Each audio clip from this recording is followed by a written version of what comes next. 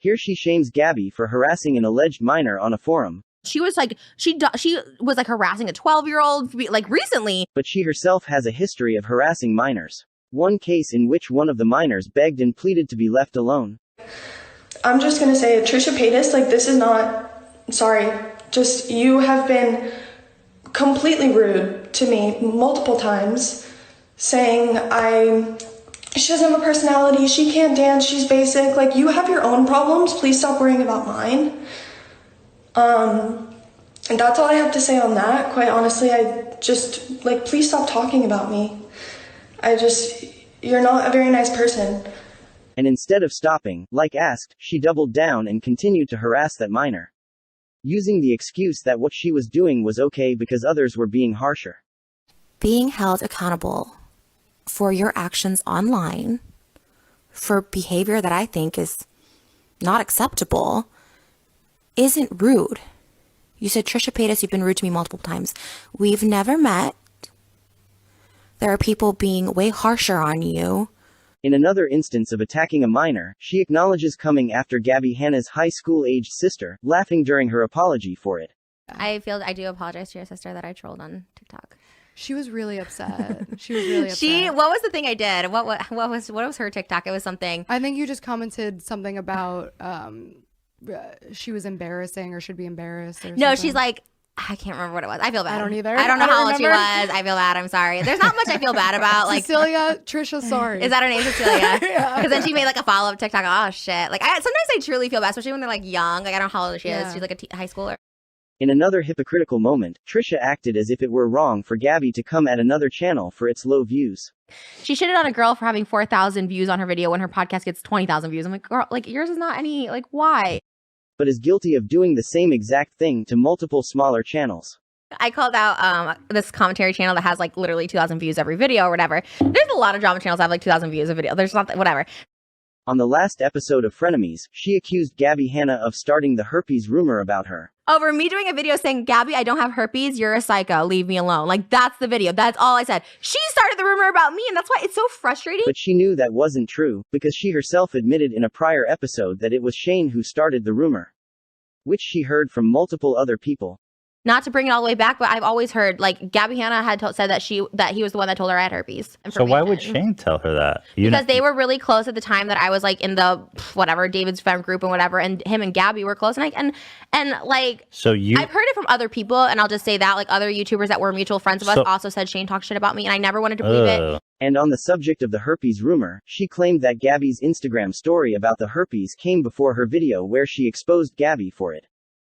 And then when the herpes thing came out, she posted on Instagram the text message with my name and herpes in it. And that's when I made the video. I'm like, Gabbie, you are psychotic. You've been harassing me for years. Like, leave me alone. This is my leave me alone. But neither Trisha's name nor picture were visible in that Instagram story as they were blocked out.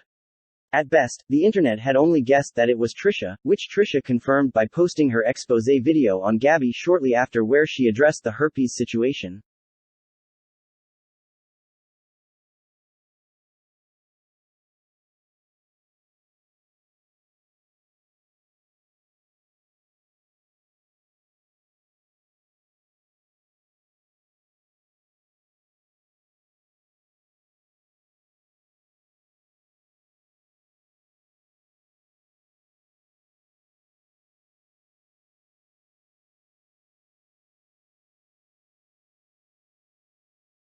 This situation itself is eerily similar to Trisha's beef with the author of the BuzzFeed article about Gabbie.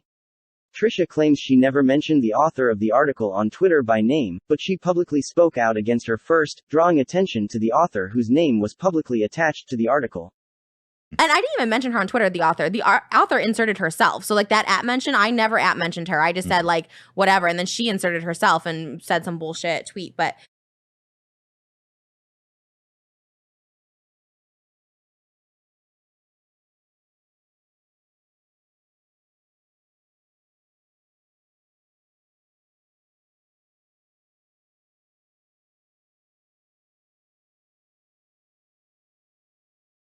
the author responded, confirming who it was that Trisha was talking about.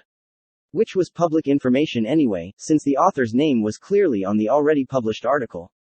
Meaning that even if Trisha hadn't tweeted her back, calling her out in the first place made it clear who she was talking about, drawing a mob of negative attention toward the author's way.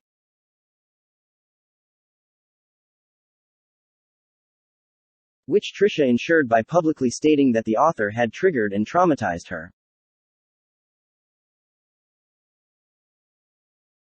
So if Trisha had a problem with Gabbie not being careful enough to protect Trisha's identity in Gabbie's Instagram story about the herpes situation, why wasn't Trisha more careful in protecting the BuzzFeed author's identity when she went on her own attack? In both instances, neither Gabbie nor Trisha actually showed the names of the people they were talking about, but both left just enough clues for the public to figure it out. And in yet another moment of identical instances, Trisha and Ethan both shame Gabbie for her reaction to another creator who passed her for not being his type, claiming that she went overboard in response to him not being attracted to her. Which is true. Dominic DeAngelis. He had to come at me on Twitter, said that I was the worst person he's ever met in LA. So let me tell you about the day I met him. So before I met him, he played a game of Smash or Pass publicly on YouTube. And when my picture came up, he dehumanized me and demeaned me. You know, like a misogynistic, disgusting piece of shit who acts as if he could have a chance with me anyway. Now, by the way, I'll say that Smash or Pass is gross. It is kind of a gross game to play like that. But she also played it twice. Oh, she's done it before? Oh, yeah. She said she played it with Timothy Delgado, this YouTuber, and he said this girl, and she goes, ew, she's so gross. Like, it was about, she says that she's such a hypocrite. Yeah, it's a hypocrite. Okay, so then forget it. But yeah. okay, so this guy on the left, she's saying dehumanized her, okay? Who says, he just pulled up a sign that said pass. Pass. Why would you pass on Gabbie? It's not my type, man. Shit. He just said she's not my type, man. Yeah. That's literally all. Yo, it's fine. Nobody on my blog channel knows. Oh yeah, and then she hits him with the nobody knows who you are, like she's some big time. I literally had never, like, I did not know anything about Gabbie. Like, I thought that clip was great because it really shows the distortion of reality. it's so crazy. But that's what I'm saying. Like, it's just there's facts that she's a delusional person, and it's just like, it's just scary. It's just really scary. However, Trisha did the same exact thing to Joe Rogan for simply passing her up as well, making an 8-minute-long response video simply because Joe said she wasn't his type in a video where he didn't insult her even once. Click on the one of her in her bikini and see how she would look naked. Right down there in the bottom. On the bottom. There you go. Yeah, you can keep that. Of course, Trisha made an 8-minute-long response video. I'm not. 8 is restrained for Trisha. That's really not that bad. You see how little she's working with, and maybe you'll be impressed. I feel like Ethan praises her for doing the same thing Gabbie did that they both trashed her for, attacking a guy who barely said anything other than that she wasn't his type. So she made like a whole video about it. I don't blame her. I'd be like, fuck. You know, Dave Porkboy mentioned me in passing, and I talked about him for an hour. Yeah. It's just fun. I like that whole Trisha thing. It's like, bitch, don't say my name. Let's fucking go. Trisha Paytas. Joe Rogan. I would have done the same thing. Dear Joe Rogan podcast. She made like a whole, she's peeling and shit. She got like mega sunburn, man. Oh. Thank you for providing me with some video. Was that like a procedure that she did or whatever? No, she got sunburn. Oh, she just actually got sunburn. Today. I woke up to an onslaught of tweets saying that I was mentioned by the Joe Rogan. Oh my God. Joe Rogan, #1 podcast downloaded on, I don't even know if that's even true anymore. I couldn't find him on YouTube. Apparently he's only on Spotify. I don't know. Look, you don't know me. I don't really know that much about you now. I mean, you were really popping on Fear Factor when I was a kid. Other than that, like, I don't know that much either. I could gather a little bit. I could do a little bit of research from the tweets that were coming my way from your followers, and then people who just dislike you. Which, hey, a lot of people dislike me too, so I'm not going to judge you on that. Here is... Trisha's something else, man. A lot of people called you an egg or a sperm on steroids. I don't go for low blows. Because of 50-year-old men like you who constantly tell me how disgusting and repulsive I am. Anyway, but the fact it's 8 minutes, so I don't know if I should skip to a specific part. But honestly, I don't know. I look at that, I'm just like, oh, he has no intellect whatsoever. He can't come up with a wittier quip or even just, you know, if I'm not your type, you really don't have to just say anything. On top of that, Trisha continued to go on and on about it on an episode of Frenemies, having the exact same overreaction that Gabbie herself did when a guy told him that he wasn't attracted to her. That's what so my point is that Joe Rogan is like objectively hilarious looking. He's conventionally unattractive. Like pull it like that picture of him. No, I wouldn't say he's unattractive. I wouldn't say that. I would. Joe Rogan's got a little one. You heard it here from Trisha Paytas. I mean, it just radiates small dick energy the way he was like, oh, you can keep it. I'll say it again. If a guy has to go out of his way to say how unattractive you are, there's something like deep rooted there. Because if I was truly unattractive, like I don't know who was like unattractive, but like a really ugly troll or something, you wouldn't say that to someone who's disgusting, right? By whatever your standard is, whether that's a big fat person or whatever. She even admits here that Joe didn't say too much about her, but since she believed in her head that he wanted to say more, she went off on him. Which is exactly what they accused Gabbie of, distorting reality and overreacting. Trisha even pulled the same insult by acting like nobody knew who Joe Rogan was. He hosted Fear Factor. Ew. I love Fear Factor. That's the only time he was relevant, was like in the 90s hosting Fear Factor. No, he's he's huge. He's what are you not. It's not like he's like, she's fat. No, it was, But in my head, I think he was probably thinking he that. wanted to say it. You could tell. He said, I'd pass on that. He wanted to say more, but he held his tongue. Yeah. Which is good. I mean, that's it shows what keto progress. brain is going to do you. That's why I didn't want you to do keto, because then you're going to end up like Joe Rogan, just out of his fucking head, having people about UFOs. Because I researched him a little bit, and he does like, people talk about like, he believes like UFO shit and stuff like that. I don't know. I know nothing about him other than the Fear Factor stunt, but yeah, Joe he was Rogan's on a show wild. too, like a radio show. Like, what was it? News radio. Awful on that show too. Just see, you can go for that kind of stuff. He's just not Well, anyway, good. he basically just said, oh, I'd pass on that. And then you made an 8-minute video. And I was like, let's fucking go. Yeah. Trisha and Ethan claim that they haven't spoken about Gabbie on their podcast and that her believing so is crazy, with Trisha citing them only speaking of her once and Ethan claiming he had no recollection of speaking about her at all. Gabbie Hanna. Gabbie. I just like, I just get scared already because she's like, she thought we talk about her every episode when we mention her like one time. She said, so. she did have a great take on Twitter. She goes, she messaged me directly on Twitter. She said, Ethan, since I'm a reoccurring topic on your show, I was like, she goes, I don't remember one time talking about her.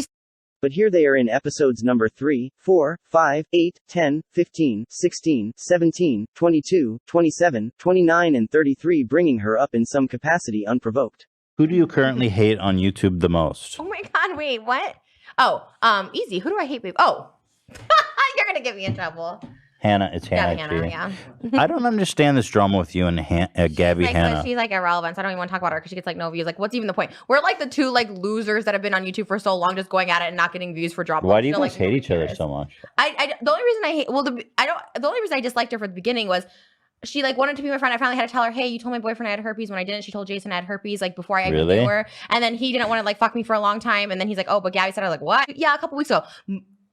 This bitch is crazy. Yeah, like the highlights, you always say Trisha Paytas versus Gabbie Hanna, Trisha Paytas, and you know, I don't even get a percentage of the highlights. This is the worst. I literally made fun of someone the other day, specifically Gabbie Hanna's podcast, where they were like doing Cards Against Humanity on a podcast. Like, what the fuck? This is not a YouTube collab. I said something about Gabbie Hanna being like, look at this. Like, I hate Gabbie Hanna too. Like, I actually hate that girl because she lied on me. She's collabing with Gabbie and like being like turning into Gabbie Hanna, and she didn't screenshot it. And he goes, she's not telling me the truth about fucking Gabbie Hanna. Like, I'm going to expose these texts. I have a good grasp of people who are actual psychotic people, and him and Gabbie Hanna are psychotic people. I thought about Gabbie Hanna too. I'm gonna keep my name out of your mouth, bitch. Once you hit down to Trisha Paytas' level, then you are also trash. Gabbie Hanna. Damn. You know. Charles, the Dixie family. Gabbie Hanna. But I've always heard like Gabbie Hanna had said that he was the one that told her I had herpes. Step your shit up. What do you think about what's the thing with Gabbie Hanna? They would give people like animals. They gave Gabbie Hanna like a sugar glider that's illegal. I know you're not on good terms with Gabbie Hanna. Oh yeah, I'm not. I don't like Gabbie Hanna. I have my own issues with her. Biggest mean girl of 2020. Let's get a drum roll, please. This is a big one. Gabbie Hanna in third. Really close between you and Gabbie, actually. Gabbie's not mean. She just needs help. Most dramatic creator, Jaclyn Hill, Austin McBroom, Gabbie Hanna. Greatest breakdown. Greatest metal breakdown. I don't think they're going to show up. Well, let's say, but they might. Like, let's say Gabbie Hanna is nominated for greatest mental breakdown. She might show up to accept. No comments. And I mean, that would be great. I would present her. And then I can see us getting a little argument during her acceptance. And then we could play her off. We can play the music that's like, okay, play her off. And here are a few instances of Trisha tweeting about Gabbie unprovoked.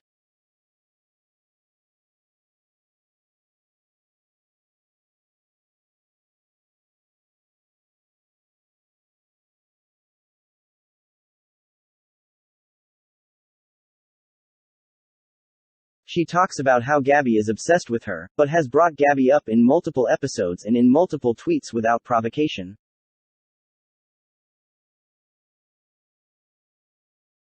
And when face to face, admits that she herself is obsessed with Gabbie's podcast and has picked up her mannerisms.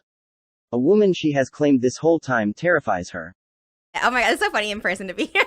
Like even listening to you like scream, I'm like, I started picking that mannerism up because I've been like obsessed with your podcast. And prior to her time on that podcast, she had admitted that she watches it and copies things that she hears on it. It's pretty clear that one of these girls has a very strong obsession with the other, and it's becoming more and more clear that it isn't Gabbie who has it. I literally don't care because I've actually hated this person. I would not go to their house. I actually am like really fascinated by her. I'm a secret fan. I'm like a secret hater fan. But again, as someone that I follow and I'm invested in, I'm like sad that she doesn't post podcasts anymore. We don't vibe. We're not on the same page, but like I'm invested in this person. And that's Gabbie Hanna. I used to say I hate watch Gabbie's podcast, but I don't know. Like, are you hate watching if you're waiting for it every week? Then I think in reality you're just a fan. So